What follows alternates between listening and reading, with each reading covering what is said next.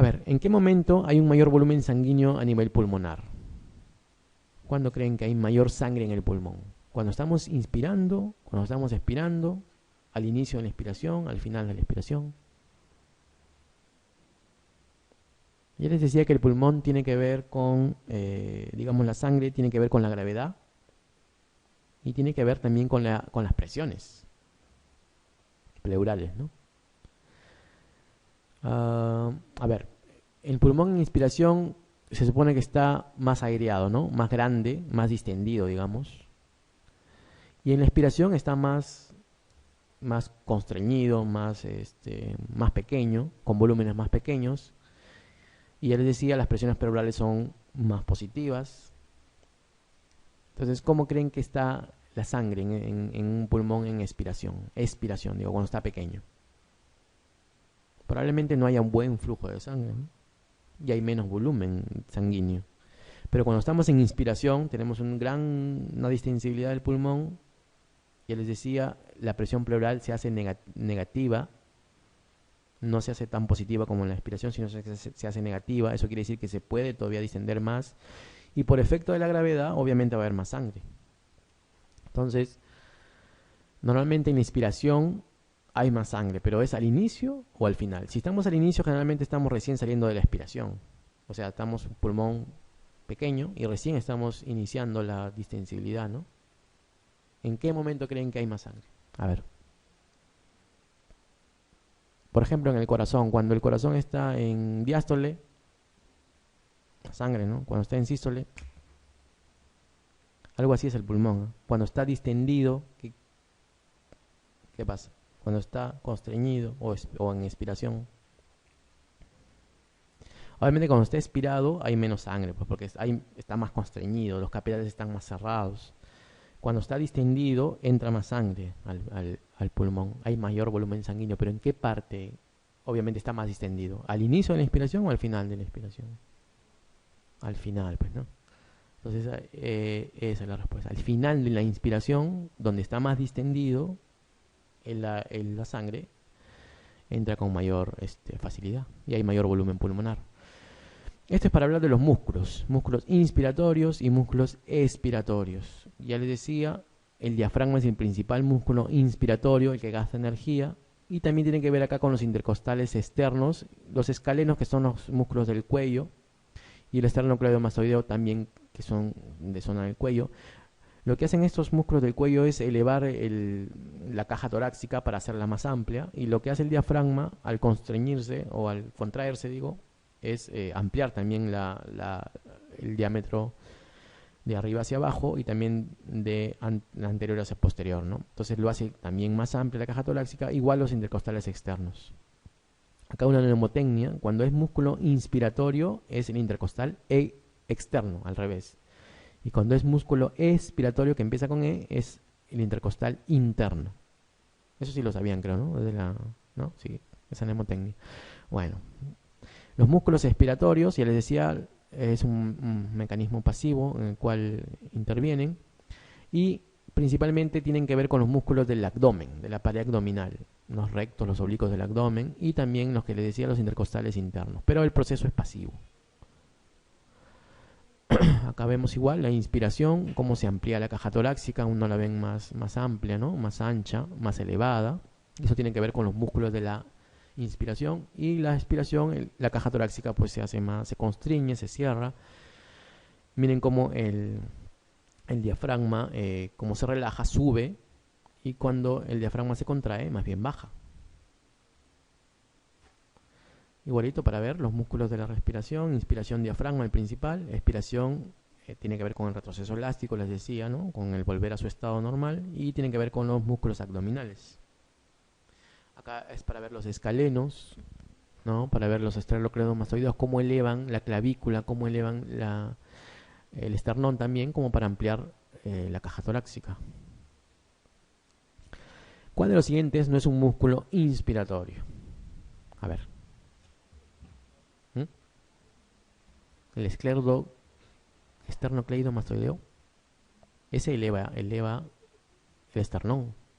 El escaleno eleva las primeras costillas, es inspiratorio. ¿Ah? ¿Cuál no es músculo inspiratorio? El paraesternal intercartilaginoso, bueno, también. Ya lo saben, ¿no? El isquiocostal interno, pues, ¿no? Ese es músculo expiratorio, es al revés. Por eso le decía lo de la mnemotecnia, ¿no? Durante la fase de expiración del ciclo respiratorio, o sea, en la fase en que el aire se está expulsando, ¿qué es lo que pasa con el diafragma? ¿Se contrae o se relaja? ¿Sí? Cuando tomamos aire, ustedes tomen aire, van a ver que el diafragma baja, ahí se está contrayendo. Cuando boten el aire, el diafragma sube, se está relajando. Entonces, ¿cuál sería la respuesta ahí? ¿Mm?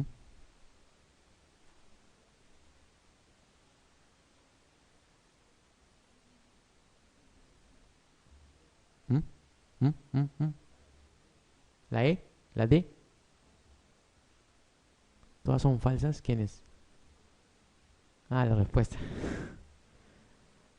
Eso es para que no se duerman, ¿no? Los veo medio dormidos por ahí algunos, ¿no? ¿Quiénes son falsas? A ver, levanten la mano. O falsos, también hay un montón de falsos y bastantes. Bueno, ¿cuál es la respuesta? A ver. Cuando el diafragma se contrae, estamos en inspiración. Cuando se relaja, estamos en expiración.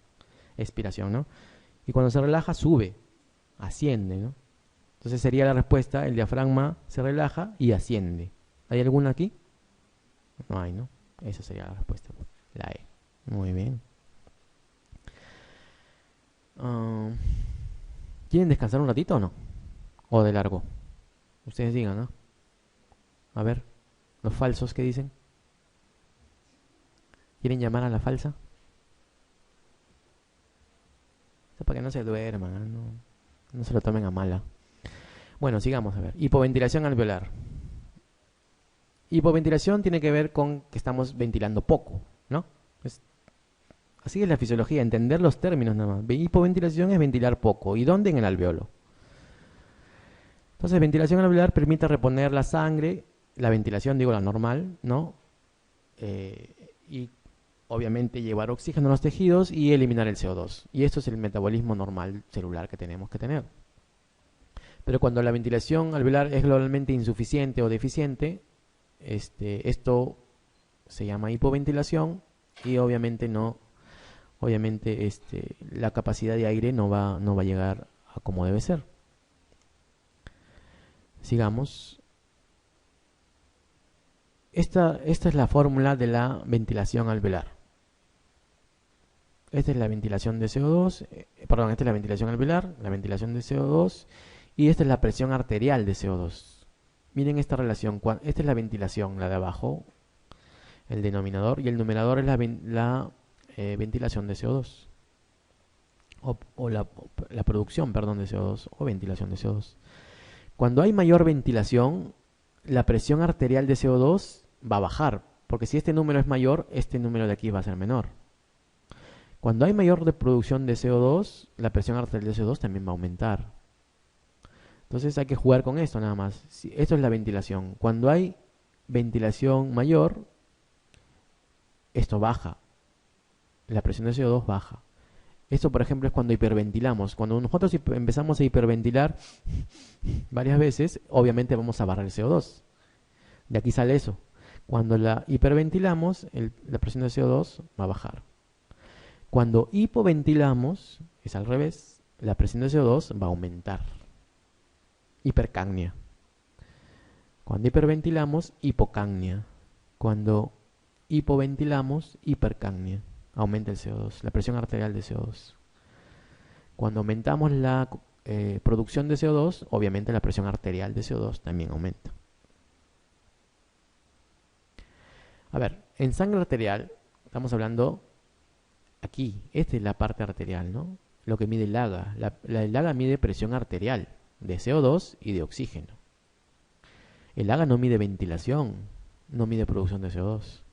Entonces, vamos a la pregunta. En sangre arterial, o sea, en el AGA, pues, ¿no? De un paciente, respirando a nivel del mar, una elevación de la presión arterial de CO2, o sea, hipercapnia, con gradiente alveolo arterial normal, significa que, bueno, no les expliqué, y esto sirve para explicarles, la gradiente alveolo arterial tiene que ver con lo que yo les decía, con el intercambio gaseoso.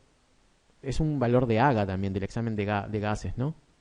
Y tiene que ver con el intercambio gaseoso. Si tiene que ver con el intercambio gaseoso, hay que hacerlo relacionándolo, tiene que ver con la membrana alveolo-capilar. Si tiene que ver con la membrana alveolo-capilar, tiene que ver con el pulmón, con el parénquima.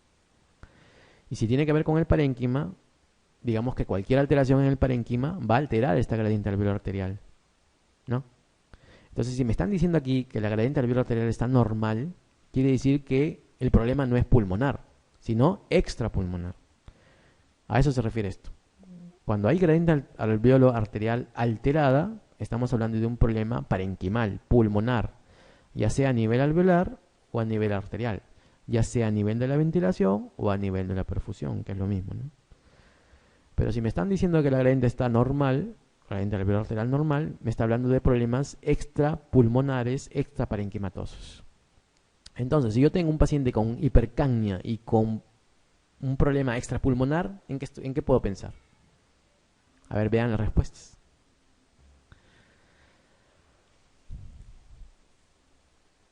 ¿En una alteración de la relación ventilo-perfusión? No, pues porque ese es un problema pulmonar. ¿En una alteración de la capacidad de difusión alveolo-capilar? Tampoco no, porque ese es un problema pulmonar. ¿En un efecto de Chung?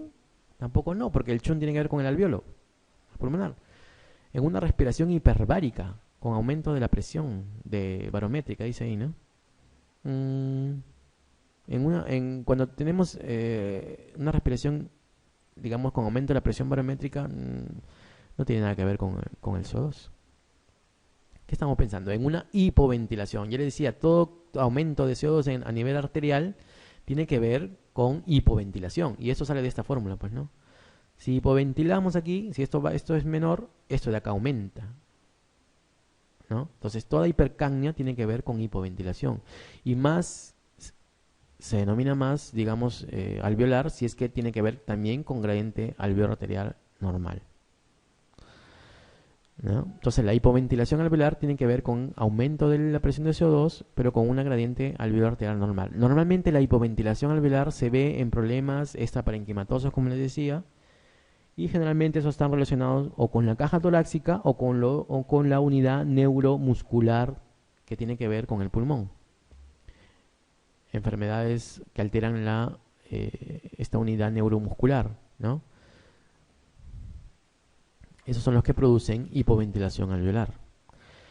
¿Qué mide la oximetría de pulso? La oximetría de pulso, la pulsioximetría. Ustedes lo conocen también, ¿no? ¿Qué es lo que mide? De todas esas presiones que habíamos hablado, la presión arterial de oxígeno, la presión de CO2, eso es medido por AGA. La saturación de oxígeno es medido por el oxímetro. O sea, la oximetría, la pulsioximetría o el oxímetro de pulso, es lo mismo, mide la saturación de oxígeno, ¿ya? No la frecuencia de pulso, la presión parcial de oxígeno, eso se mide en el AGA. La presión parcial de CO2 también se mide en el AGA. El contenido de oxígeno en sangre arterial obviamente es en otra prueba. Y lo que mide la oximetría o pulsioximetría es la saturación arterial de oxígeno. Si han visto esos pulsoxímetros, ¿no? Lo que mide es saturación.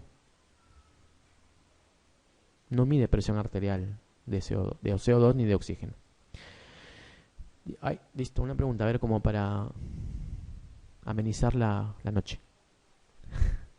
¿Sí?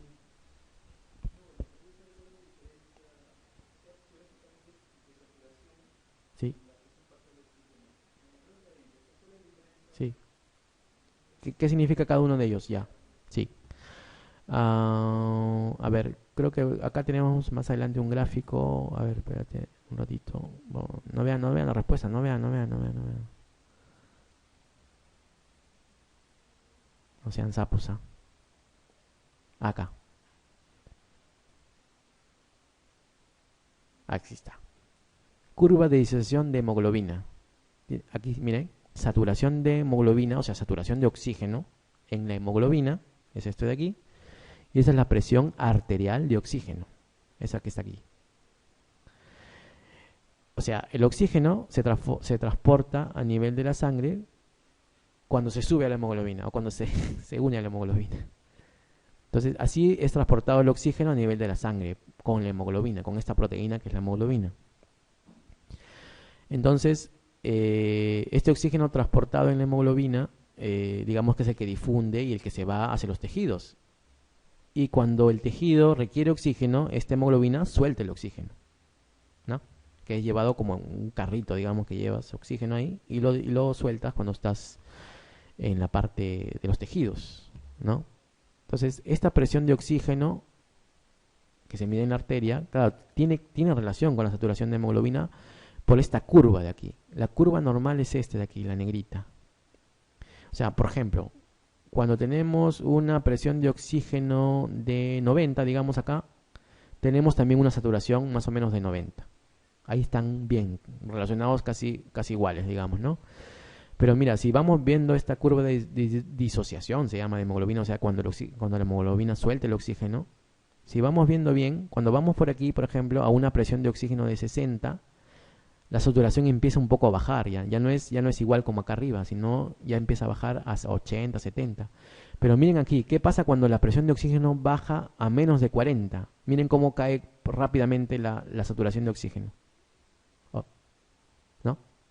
O sea, cuando estamos entre 40 y 100, digamos, de presión arterial de oxígeno, la saturación no baja mucho.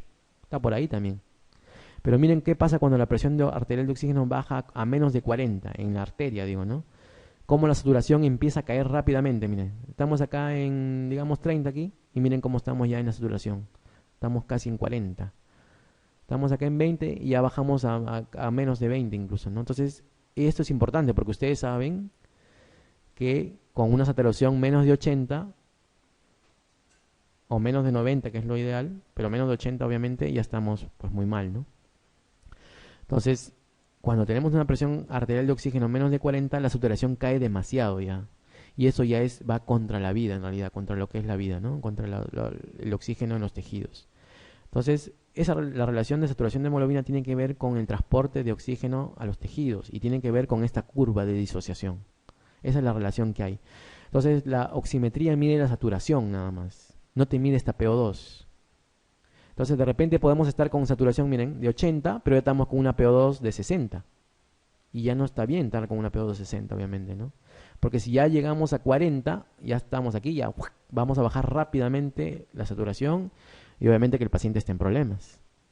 Entonces, el tener saturación de oxígeno, esto de aquí, simplemente es como un parámetro, digamos, que nos ayuda a ver cómo está la presión, pero no es un parámetro exacto para ver la presión. Por eso que generalmente en los hospitales grandes, de nivel 4, donde hay pues de todo, lo que hacemos en vez de saturación es AGA, examen de gases arteriales, porque queremos ver esto, la presión de oxígeno, que es lo que más nos importa, porque si llegamos a 40, ya el paciente obviamente que va a desaturar rápidamente, ¿no?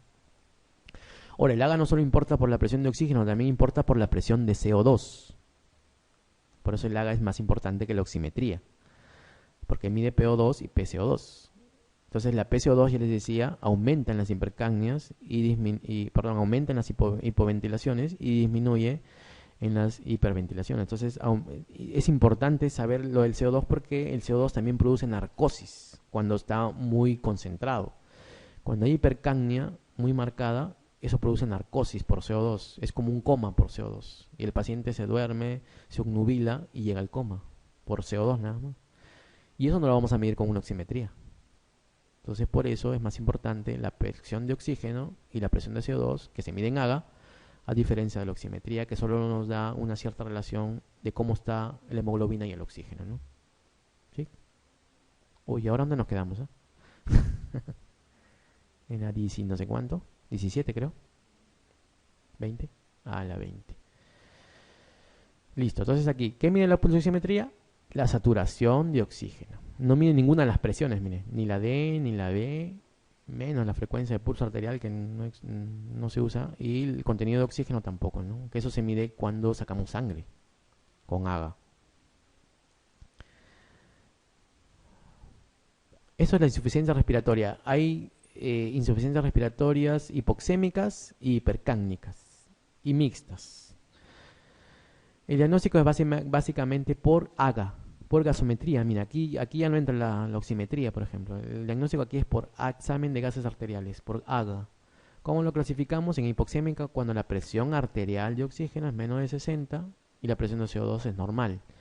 ¿Y cómo lo definimos como hipercápnica? Cuando la presión arterial de CO2 es mayor de 50 y la presión de oxígeno puede ser normal o baja. Entonces, hipercapnia cuando la presión de CO2 mayor de 50. Hipoxémica cuando la presión de oxígeno menor de 60. Hipoxémica, las causas, ya les decía, el CHAN, la alteración BQ, la disminución de la concentración de oxígeno, digamos en las grandes alturas, por ejemplo, ¿no? En Cusco, Arequipa, hay disminución de la concentración de oxígeno en el aire ambiental y por eso también hay hipoxemia. La hipoventilación que les decía, ¿no? Cuando el paciente empieza a hipoventilar por problemas neuromusculares o por problemas de caja y aumenta también el CO2, pero también disminuye el oxígeno. Y obviamente cuando hay alteración de la difusión, ¿no? En el caso de la fibrosis, por ejemplo, en el caso de las hemorragias alveolares, también hay alteración de la difusión y el oxígeno también baja. Pero el principal mecanismo de hipoxemia es la alteración BQ. Y eso es lo que le van a preguntar también. ¿Cuál es el principal mecanismo de hipoxemia? La alteración ventilo-perfusión. Por eso que les mencioné anteriormente esas relaciones, ¿no? La principal causa de hipoxemia, alteración BQ. Otras causas, CHAN, disminución de concentración de oxígeno, hipoventilación y alteración de la difusión. Hipercapnia, hipoventilación alveolar, aumento del espacio muerto. Eso se explica por lo que yo les decía. Ustedes, digamos, tienen aire en la vía aérea de conducción, incluso en el mismo alveolo, pero si no hay perfusión, no hay cómo el CO2 salga. Entonces se acumula en la sangre y por eso da hipercapnia. Aumento de la producción de dióxido de carbono. Y también les decía que cuando hay aumento de la producción también hay hipercapnia. En el caso de la fiebre o la sepsis puede haber este aumento de la producción, ¿no? De CO2. Otra vez, gradiente alveolar arterial, les mencioné, tiene que ver con el problema parenquimal, pulmonar. Tanto el CHUN como la alteración BQ producen aumento de la gradiente alveolar arterial, que lo normal es 15. Cuando es mayor de 15, hay aumento de la gradiente alveolar arterial. En los ancianos se espera hasta 30. Cuando es mayor de 30, también se dice que en los ancianos o adultos mayores, también la gradiente alveolar arterial está aumentada. ¿Ya? Señale cuál de estas situaciones suele cursar con hipoxemia, con hipercapnia. A ver. Esto tiene que ver con la relación BQ, tiene que ver con la hipoventilación, con todo lo que hemos hablado. O sea, en cuál hay hipoxemia y además hipercapnia. Ambas.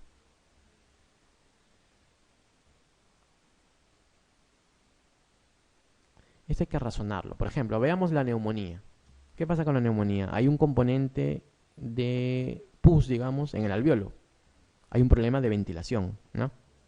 Eso es lo principal en una neumonía. Obviamente el oxígeno llega y no va a difundir, pero estamos hablando de una neumonía lobara, o sea, un pedazo de pulmón nomás, ¿no? Ahí el otro pulmón está sano, por ahí puede difundir. Entonces, obviamente que puede haber hipoxemia porque hay neumonía lobar, pero los capilares están bien. Entonces, no tiene por qué aumentar el CO2. Entonces, la hipercapnia tiene que ver con alteración de la perfusión, acuérdense. Y la hipoxemia, alteración de ventilación y de perfusión, y de ambas, ¿no? Entonces, ¿cuál de estas alteraciones tiene que ver con eso? Con hipercapnia sobre todo, ¿no? Hipoxemia, todas dan hipoxemia. Pero ¿quién da hipoxemia y más hipercapnia? El que altera también perfusión.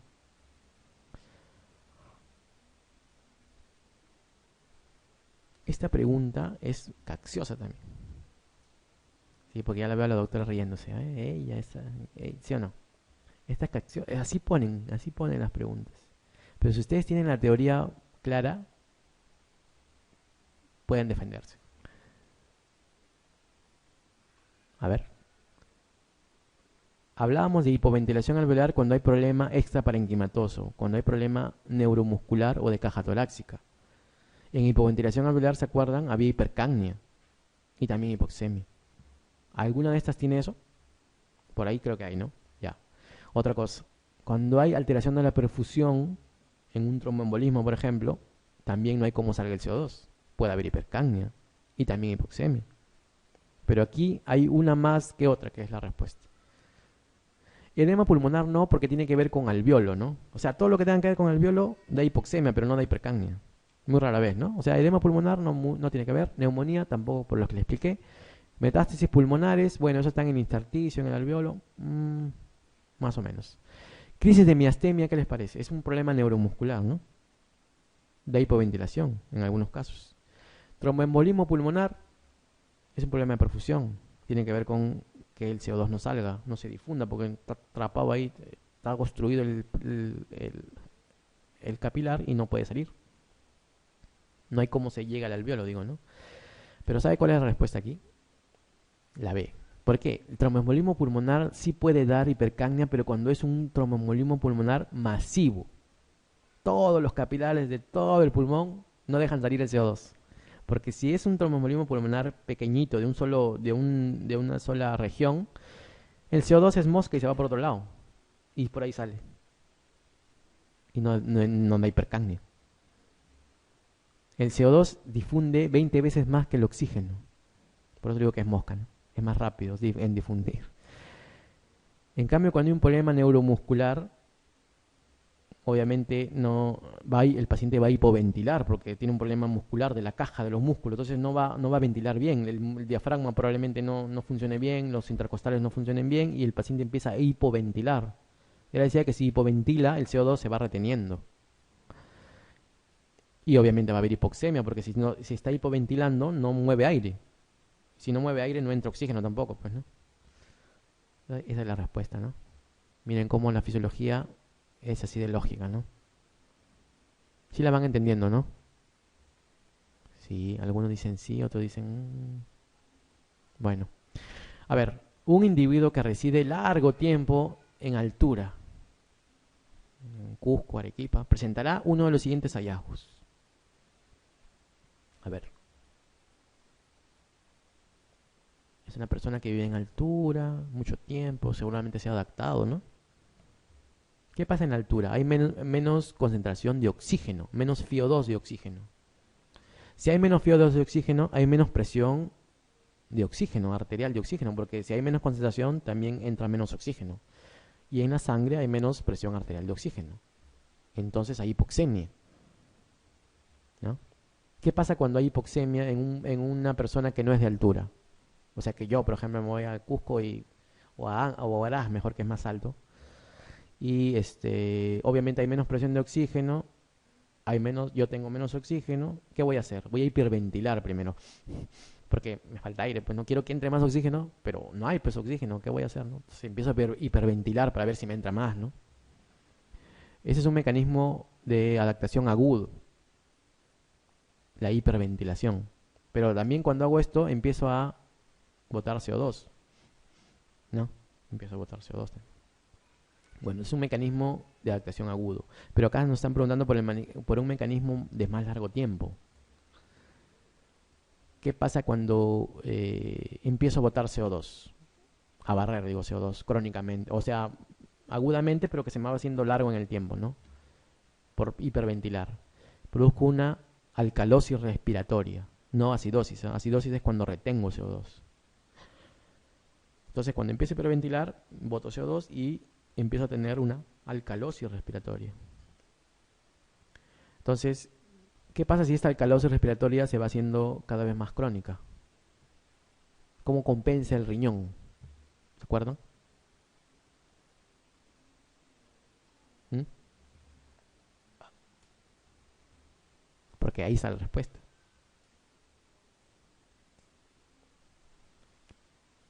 El bicarbonato alcaliza o acidifica la sangre.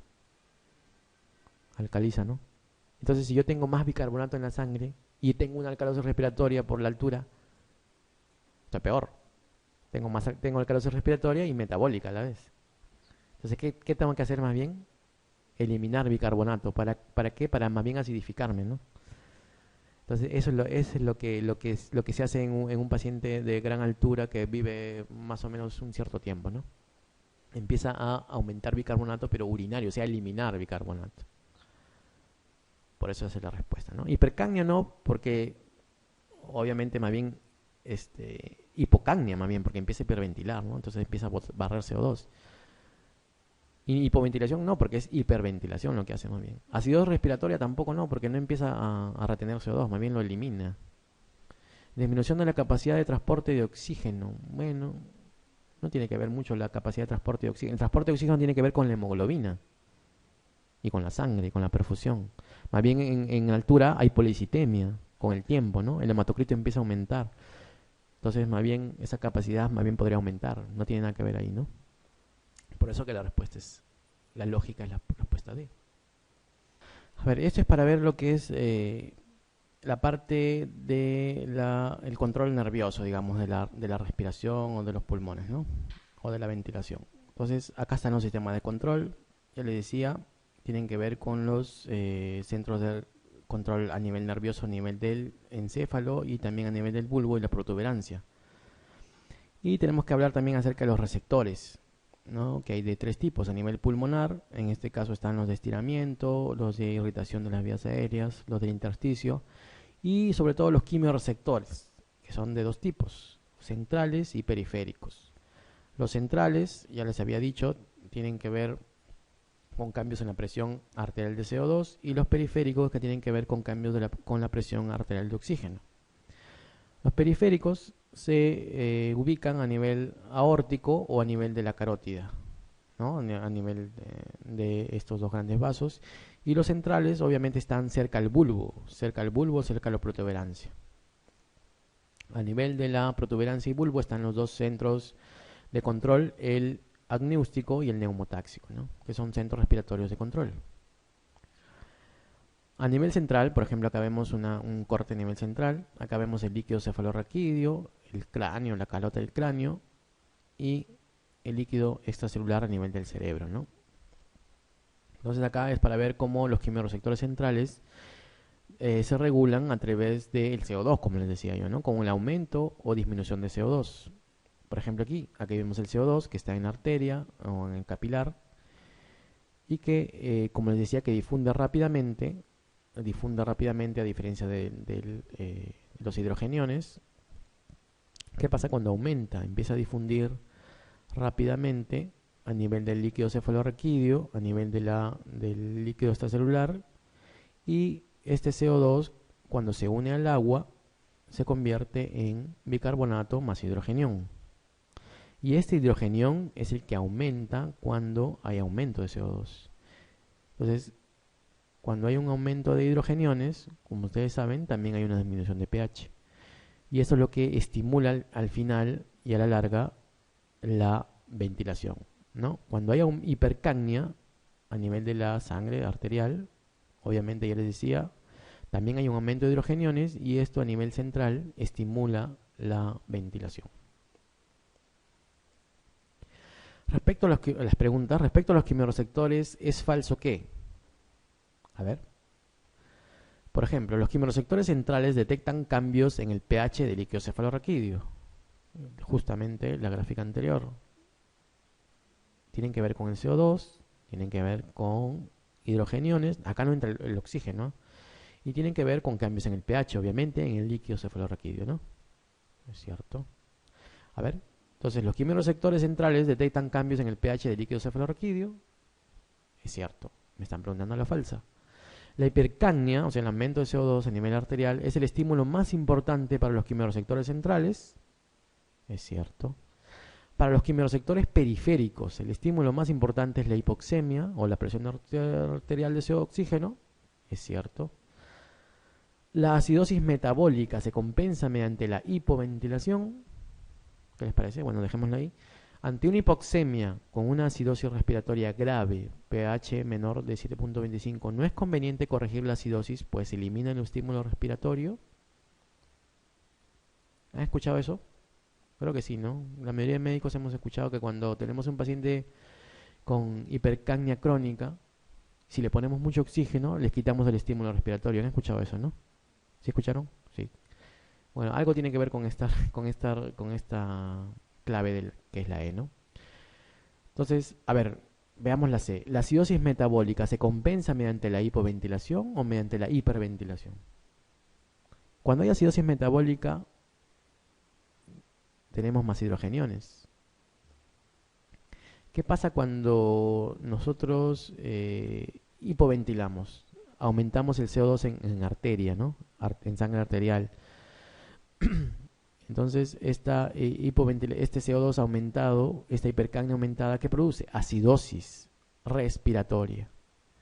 Entonces, toda acidosis respiratoria se compensa con lo contrario, con alcalosis metabólica. Y toda alcalosis metabólica se compensa con, perdón, toda acidosis metabólica se compensa con alcalosis respiratoria. Entonces, ¿cómo se produciría una alcalosis respiratoria? ¿Ah? Hiperventilando, ¿no? Entonces, esa es la falsa. Porque si nosotros hipoventilamos, más bien lo que vamos a hacer es una acidosis respiratoria. Y no podríamos tener acidosis metabólica más acidosis respiratoria. Eso no estaría compensando, ¿no? Por eso esa es la respuesta.